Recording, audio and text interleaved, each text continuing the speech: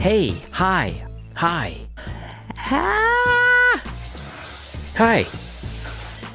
Some number of years ago, I did this video about a game called Zelda Breath of the Wild.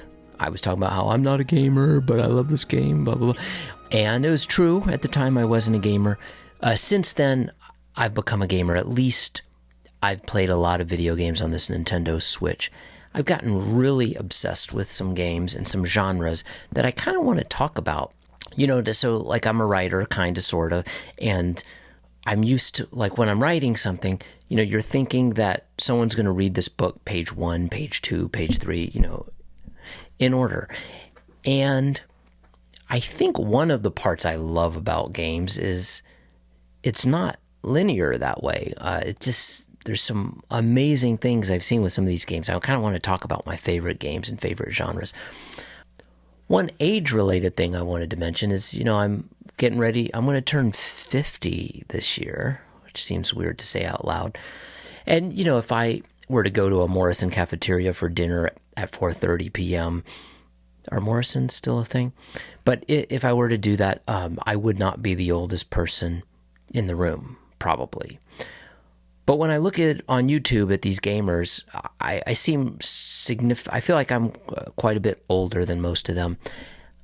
And what's my point with that? Oh, it's somehow just kind of fun to see these young badasses play these games and just to appreciate how great they are. And I'm paying enough attention to them just so I can be just good enough to like barely scrape by with the games. You know, just enough not to be good, but so that I can appreciate what badasses they are in these various video games.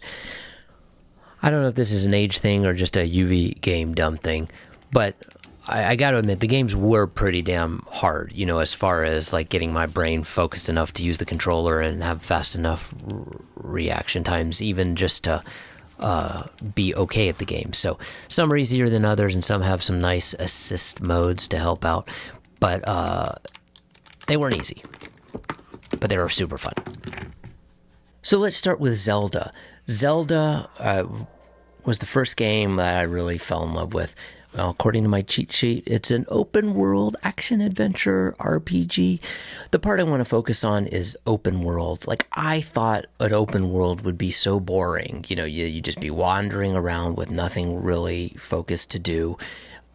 Just a waste of time is what I thought it would be. But they did it so brilliantly with Zelda. I think because they gave you a main plot, you know, go get this big bad guy in the castle. You know that's where the end happens.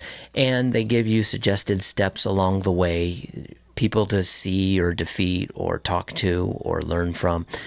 And then they give you all these distracting side quests, like go grab this guy's chickens. You know, the side quests seem dumb when you say them out loud. Some of them are just like go grab something or go talk to somebody.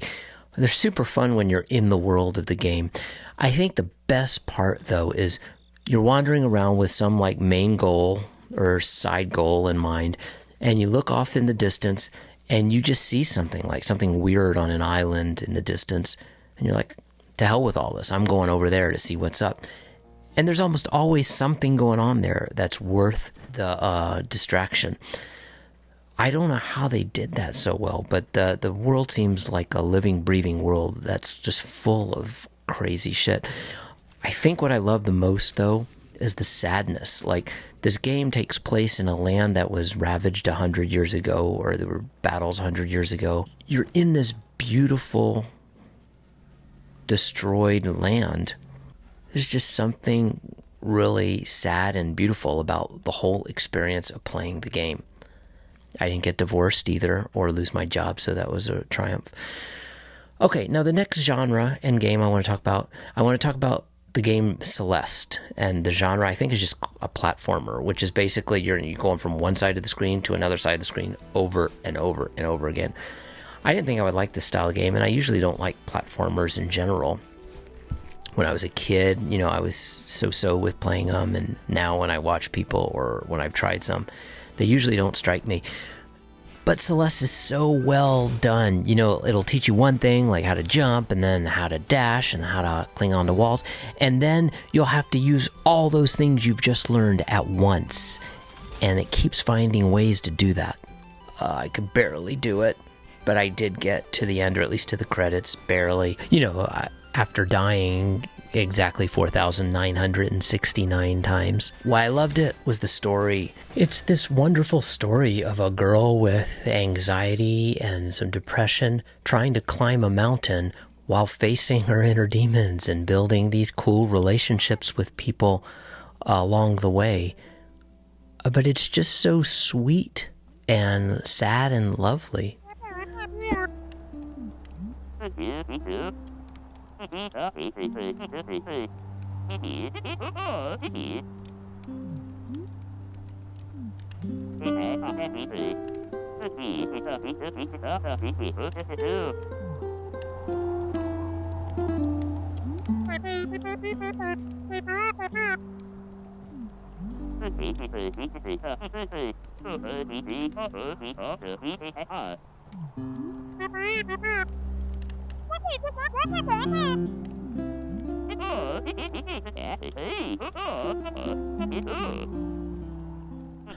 I don't know, the mood and the charm of this game was so lovely, and the music kicked ass.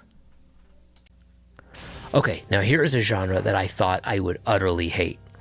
The game I played was Hades, and it's a roguelike action dungeon crawler. I barely understand what all that means. But as for the roguelike part, one element is that there are these procedurally generated rooms. So that means like rooms with random bad guys, random weapons, maybe random exits. And then on top of that, when you die, you die. Like you have to start all over. Seems like banging your head against the wall over and over again. I don't know.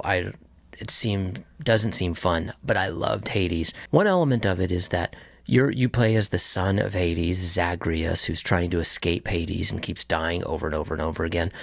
But every time you try to escape, the Greek gods give you a different set of powers, and so every game is like a whole new game, and you have to learn a whole new way to play it. So that's cool. And the brilliance of Hades is every time you die, you go back down to Hades, and you talk to all the characters, and you learn new things. And there is so much great writing in this game. Like, I never felt like I saw the same dialogue twice. And I love all the soap operas, whether it's like Persephone and Hades or Achilles and now I can't remember who's who, Orpheus and Eurydice. There's just so much great, juicy, silly relationship drama going on down there, and you can be a part of that as you're getting slaughtered over and over again. This game I had to cheat a little, or at least I escaped Hades one time successfully, which isn't the whole game. That's just one of many, many times you need to escape. It was so hard to escape even once that I turned on something called God Mode, which basically gives you an assist. The shittier you are, the more it helps you. But it's a pretty nice way to keep the game challenging at your own level. And so it was a kick-ass game. Now let's go to a genre that I thought I would totally, totally hate the most. I think I've said that about every genre. Anyway, this other genre, a Metroidvania.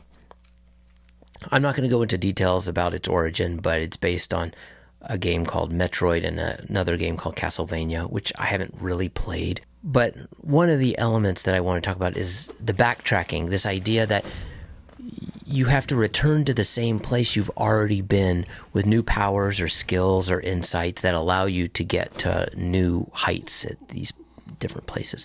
So it might be like, you see something you can't reach, and then you learn how to jump or grapple or something, and now you can get up there and go discover the new stuff. Seems very tedious to me, but the games are so brilliantly done. For one, they help you get back more quickly, so it's not like, I thought it would be like, when you're like on a flight from Portland, Oregon to New York, and you have to go by way of Atlanta, and you're like, I don't want to go in that direction, that's the wrong way. I thought it would feel like that. It mostly doesn't. So the two games I played were Hollow Knight and Ori and the Will of the Wisps. They're both beautiful games where they slowly teach you new skills at a nice pace, and they both have a ton of lore, where you figure out like why these lands are destroyed in the way they are and how to help. And you meet all these people along the way, and you build these friendships, and again, both of them have a sadness, like the land has been destroyed. I don't know what it is about that element, but again, it was compelling for me. You know, maybe it has something to do with, in these Metroidvanias, the sense of place is so critical because you're constantly going back to places and seeing it with new eyes. And you also get so close to these characters because you've been through so much with them. It really caught me off guard how attached I got to these games. So why the fuck am I talking about these games and not even giving a ton of detail, and I'm kind of talking to the non-gamer audience here? I guess it's because here's the deal. I had an arrogance about gaming before I started gaming as an adult. I thought, who has time for that? There's more important things to do. But what I learned is, just like, there's some books I love and kind of get chills at the brilliance of them. Same thing with a TV show or a movie that's amazing. All those same feels happened with video games, just to be in that world, just immersed in that world. And it works a little differently because you are in control of that world a little, and you can kind of decide how to go through the world. So you're kind of an active participant, which makes it a different amazing experience. That's it. Now I got to run to do something important. Oh, I almost forgot.